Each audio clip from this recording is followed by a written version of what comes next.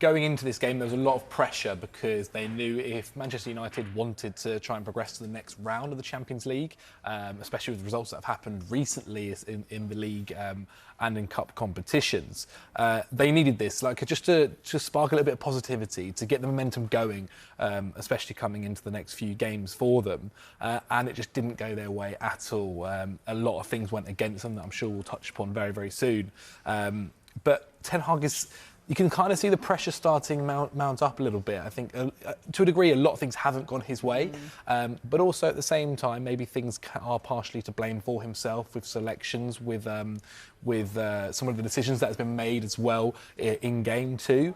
But yeah, it was definitely not a result that Manchester United needed at the moment.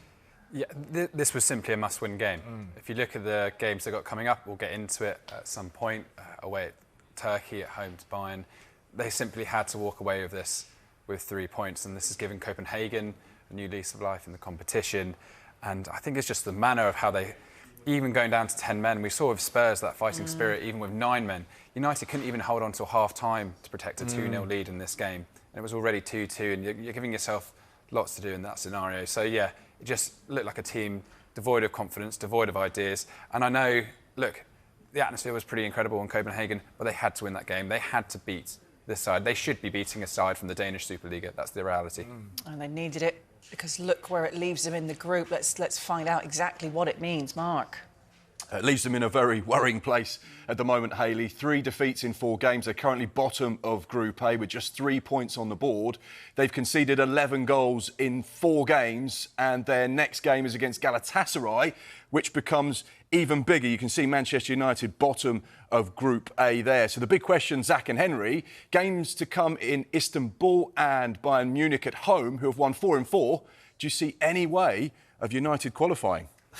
No, I think no is the short answer at the moment. Galatasaray away is not a game that One United have a lot of great history with, but also with the way things are going, morale-wise, positivity-wise. This is Manchester United is one of the biggest clubs in the world. Going into this game, all the media, all the pressure is going to be looking at them. Obviously, now haven't got Marcus Rashford as well, who while he may not have been a fantastic player so far this season, is still a key asset to how they play their football. One of their key goal scorers. And then look, Bayern Munich.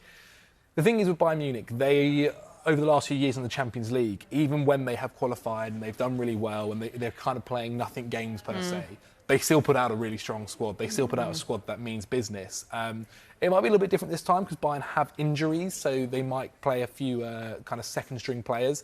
But look, right now, Manchester United, I can't even think about Bayern Munich. It has to be all about Galatasaray. Yeah, if you look at that group, all the momentum is with the other sides. Copenhagen have played really well in every game in the competition so far. We're unlucky to lose to Bayern at home as well. Galatasaray, I think they look pretty sharp against Bayern across those 2 matches there. And as you said, Zach, United have never won in Turkey. Like that game is going to mean everything to that Gala side, who have a huge opportunity to get out of this group too. So yeah, I mean, United don't just face the prospect of dropping out of the Champions League. They could be out of European football altogether this season, which is baffling when you consider the teams in their group.